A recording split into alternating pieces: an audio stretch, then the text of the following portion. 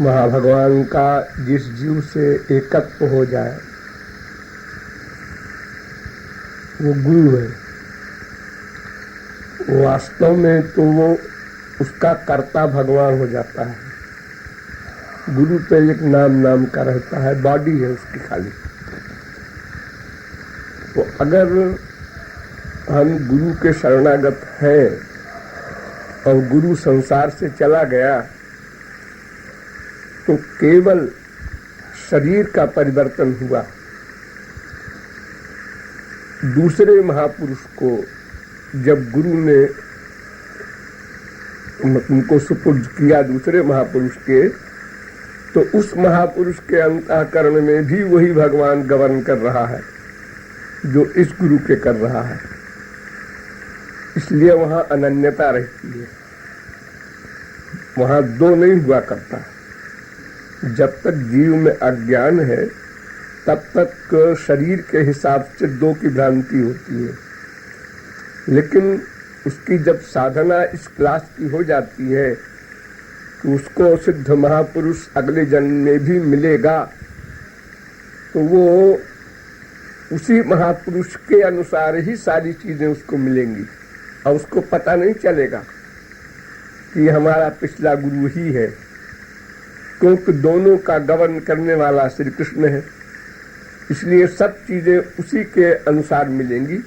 उसमें संसारी बात नहीं है कि हाँ वो पहले गुरु का स्वभाव ये था, पहले गुरु की आकृति ये थी, ये सब तो उसको अपर जन्म में याद नहीं रहेगा।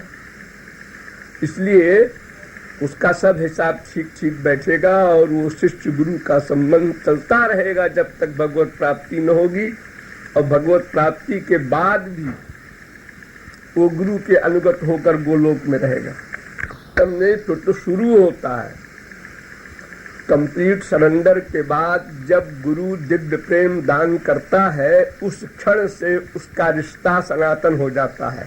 पहले सनातन की कल्पना करता है, अभ्यास करता है कि हमारा रिश्ता सनातन बन जाए, लेकिन बनता तब है जब मामेकम शरणम ब्रज हो जाता है और गुरु कृपा करके वो दिव्य प्रेम दे देता है। तो दे देने के क्षण से उसका रिश्ता सनातन और एक रूप में रहेगा, फिर रूप नहीं बदलेगा, क्योंकि फिर जन्म नहीं होना, फिर तो गोलोक में ही रहेगा और सदा गुरु के ही अनुगत होकर रहेगा। जैसे श्री कृष्ण की कोई सेवा कर रहा है, श्री कृष्ण को माला पहनाना है, अब वो अपने शिष्य रूपी सखी से कहेगा जाओ फूल तोड़ के लाओ, ये फूल लाना,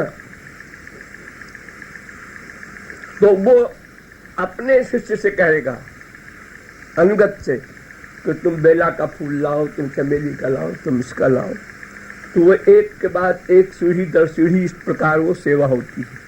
इसलिए सनातन संबंध तो तभी होता है जब अंतःकरण शुद्ध हो जाता है, क्योंकि उसके पहले अप डाउन हुआ करता है जीव का। वो शरणागत हुआ, फिर थोड़ा हट गया, फिर हुआ, फिर हट गया। जब तक अंतःकरण में विकार है, माया है, तब तक तो कहा नहीं जा सकता है कि ये सनातन संबंध आगे प्रगाढ़ होगा कि ढीला हो जाएगा कि कट जाएगा। सब कुछ हो सकता है। इसीलिए जो मैं समझाता हूँ कि गुरु शिष्य जब बनाता है उसका बनाना अलग है, हम उसको गुरु बनाते हैं ये अलग बात है।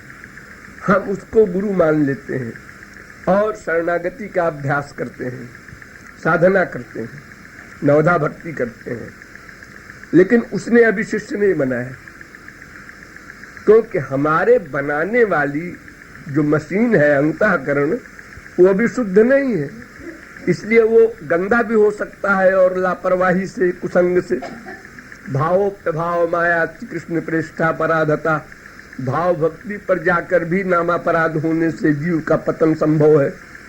इसलिए जब अंतःकरण शुद्ध हो जाता है तो उस समय जब गुरु शिष्य बनाता है, यानी वो दिव्य प्रेम दान करता है, उसके बाद से फिर रिश्ता सनातन हो गया, क्योंकि फिर पतन का क्वेश्चन नहीं, फिर तो योगक्षेमम बहाम्यहम हो गया।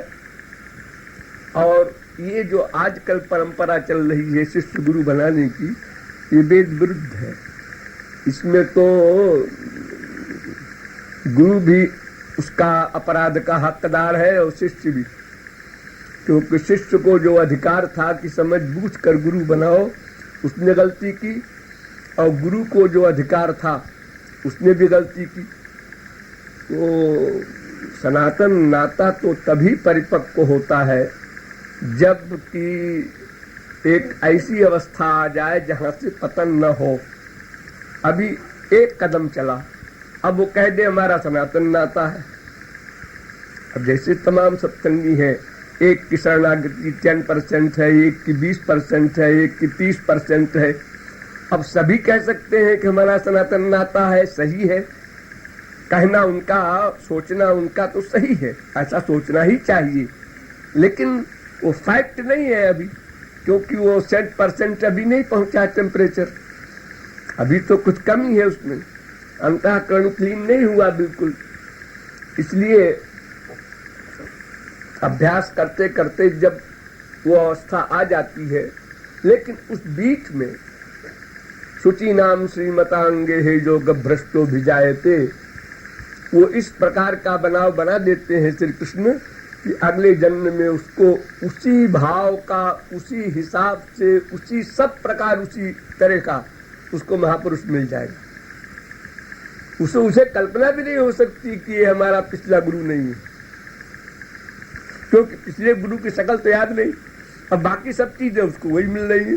तो वो कैसे कह सकता है कि हमारा गुरु चेंज हो गया। वो अपने संकल्प को दृढ़ करना है, अपना अभ्यास बढ़ाना है, बाकी सब काम अपने गुरु भगवान पर छोड़ दो। वो आगे क्या क्या करेगा वो सब हिसाब बैठा लेगा। अरे जरूरत पड़ेगी तो फिर आ जाएगा, उसमें डरा क्या है। और जब एक ही चीज है सब जगह,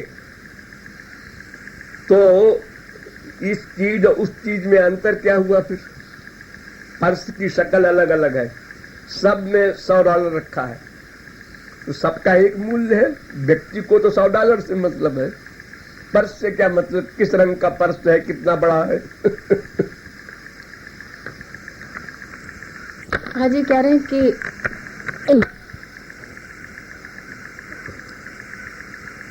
कुछ आइडिया हो जाता है और बाकी कोई ऐसा थर्मामीटर नहीं है जिससे नापा जा सके।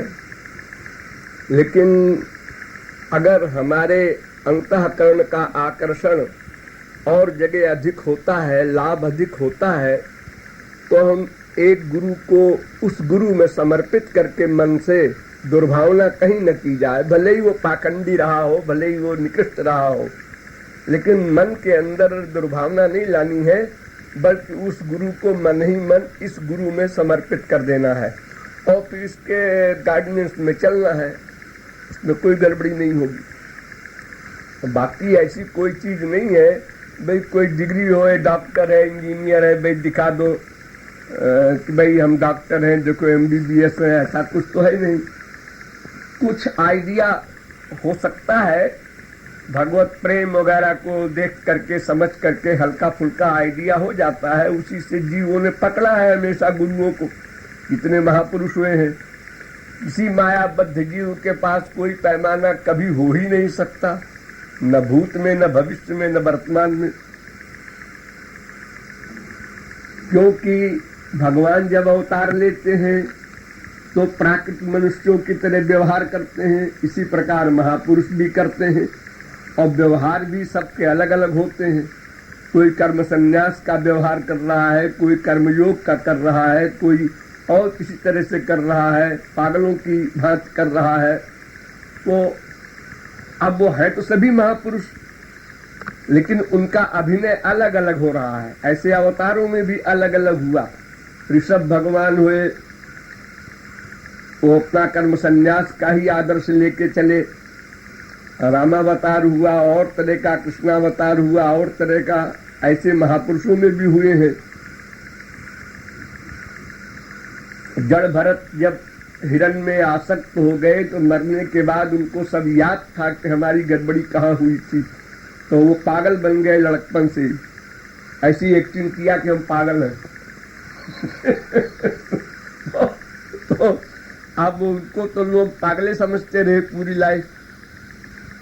तो ऐसे महापुरुषों से लाभ भी अधिक नहीं मिल पाता। जो हमारे समान व्यवहार करे हम उसी से लाभ ले सकते हैं।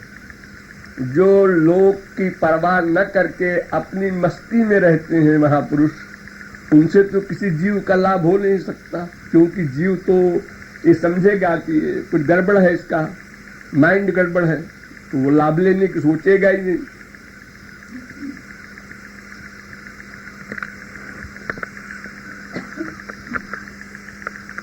अभी कह रहे हमने सुना कि आपने कहा था कि जब भगवान से घृणा भी करो तो वही फल मिलेगा जैसे प्यार का, जैसे प्यार करो या घृणा करो भगवान से तो एक ही फल मिलता है। वो कह रहे हैं मुझे समझ नहीं आया। नहीं, वो जीव के लिए आदेश नहीं है। वो द्वेष आदि से जो भगवान को एकत्र प्राप्त किए, कंस वगैरह, शिशुपाल वगैरह, तो वो एग्जाम्पल तो है कि इतना अधिक विरोध किया, इतना अधिक द्वेष किया कि एकत्व हो गया मन का। तो वस्तु जो होती है, फिलॉसफी ये है कि जो वस्तु होगी उस वस्तु में जो गुण होगा उसका लाभ आपको मिलेगा। वो किसी प्रकार से मिले, जानना न जानना ये उसमें आवश्यक नहीं है। तो जैसे श्री कृष्ण नाम की जो वस्तु है उसमें परमानंदा आदि जो गुण है, उनमें जब हमारा एकत्व होगा अंतःकरण का तो वो सब फल मिलेगा। लेकिन द्वेष भाव तो तब होता है जब वो बहुत बड़ी पावर हो, नंबर 2 श्री कृष्ण सामने हो, नंबर 3 इतना अधिक विरोध हो कि उसका खाना पीना सोना हराम हो जाए। कंस का ये हाल था कि कोई भी चीज सामने आई, कपड़ा हो, खाना हो, इसमें भी श्री कृष्ण है, इसमें भी श्री कृष्ण है। तो जैसे प्रेम मार्ग से गोपियों की अवस्था हो गई एकत्व की, ऐसे कंस की हो गई। तो वो हमेशा के लिए नहीं है। अनुकूल्य न कृष्णानुशीलनम, जीवों को जो उपदेश दिया है महापुरुषों ने और भगवान ने, वो अनुकूल भाव से ही दिया है।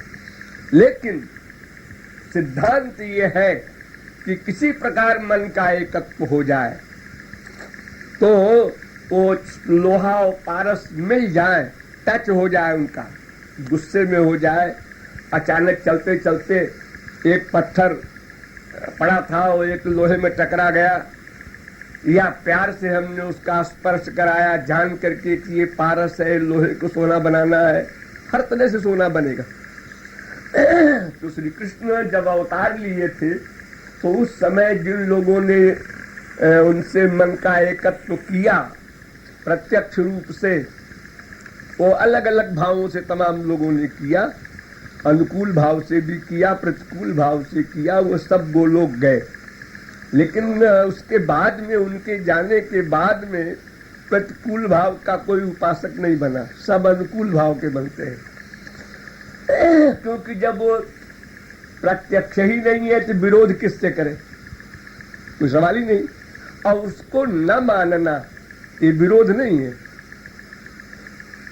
हम भगवान को मानते ही नहीं है, हम श्री कृष्ण को भगवान मानते ही नहीं है, तो विरोध कहाँ हुआ हो? तो विरोध तो मान करके होगा। हम एक पर्सनैलिटी को मानेंगे तब तो विरोध प्रारंभ होगा, और उससे हमारा अहित की बुद्धि हमारे अंदर आवे कि वो हमारा नुकसान कर रहा है, तब विरोध होगा।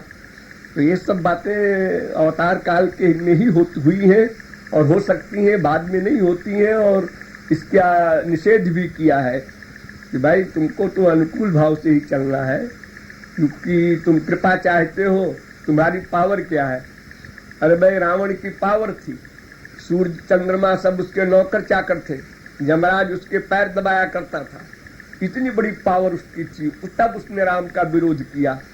अब एक साधारण लेमैन क्या विरोध करेगा? वो तो सामने खड़ा भी नहीं हो सकता। लेकिन अनुकूल भाव से प्यार करने में चूंकि कोई शर्त नहीं है भगवान की, ये क्वालिफिकेशन हो, ऐसा शरीर हो, ऐसा ये हो, ऐसा वो हो, ये सब कुछ नहीं है।